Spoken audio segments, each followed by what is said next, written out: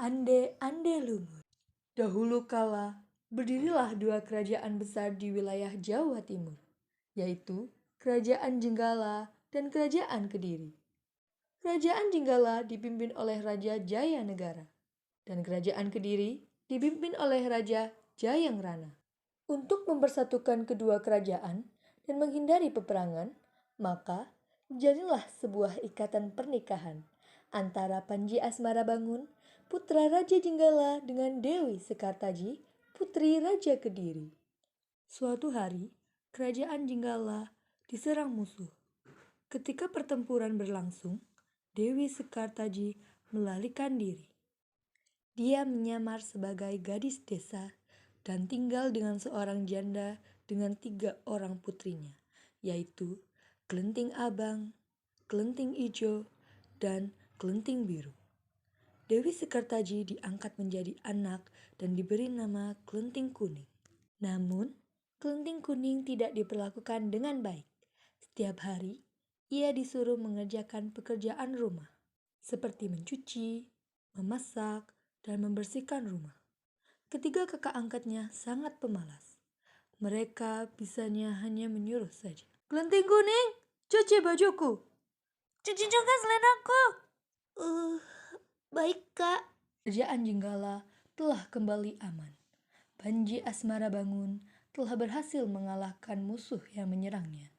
Tetapi ia sedih karena Dewi Sekartaji telah meninggalkan istana. Ia pun bertekad untuk mencarinya. Ia mengerahkan para pengawal untuk mencari keberadaan Dewi Sekartaji. Selang beberapa waktu, seorang pengawal mengabarkan ia bertemu dengan seorang gadis yang mirip dengan Dewi Sekartaji di sebuah desa. Panji Asmarabangun berangkat ke desa Dadapan. Desa itu berseberangan dengan desa di mana Kelenting Kuning tinggal. Ia tinggal di rumah Mbok Rondo. Ia menjadi anak angkat Mbok Rondo dan menyamar sebagai ande-ande lumut yang sedang mencari jodoh. Berita tentang ande-ande lumut mencari jodoh segera tersebar. Kelenting Abang, Kelenting Ijo, dan Kelenting Biru berdandan secantik-cantiknya untuk melamar ande-ande lumut. Tak lupa mereka memakai perhiasan dan pakaian yang bagus. Kelenting Kuning, kamu tidak usah ikut melamar. Kamu di rumah saja. Pergilah ke sungai dan cuci semua pakaian kotor itu. Perintah Kelenting Biru. Mereka pun segera berangkat. Kelenting Kuning segera pergi ke sungai untuk mencuci. Tiba-tiba, datanglah seekor burung bangau dan memberinya sebuah cambuk. Pergilah melamar ande-ande lumut, agar kamu dapat bertemu dengan Panji Asmarabangun, dan bawalah cambuk itu, kata sang bangau. Kelenting Kuning pun pergi ke desa Dadapan. Sementara itu, ibu dan ketiga kakak angkatnya sudah sampai di tepi sungai. Mereka bingung.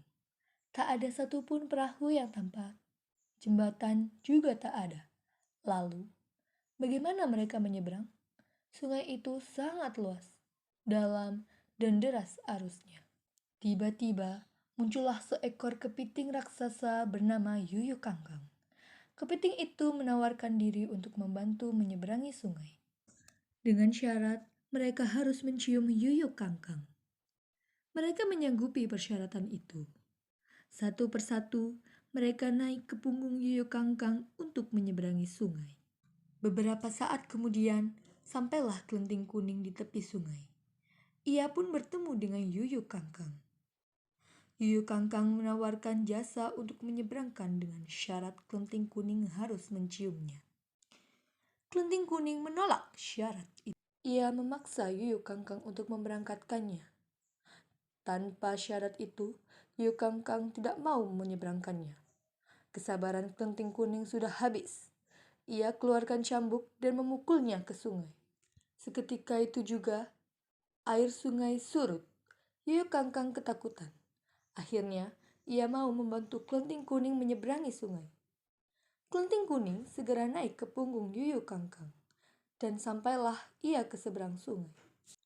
Ibu dan ketiga kakak angkatnya lebih dulu sampai di rumah Mbok Rondo. Secara bergantian, Kelenting Abang, Kelenting Ijo, dan Kelenting Biru menunjukkan kecantikannya pada ande-ande lumut. Tetapi, tak satu pun dari mereka terpilih. Mereka telah mencium Yuyu Kangkang. Beberapa saat kemudian, tibalah Kelenting Kuning di rumah Mbok Rondo.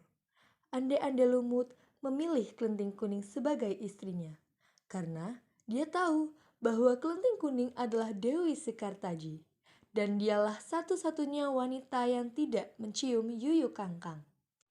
Ande-ande lumut membongkar penyamarannya.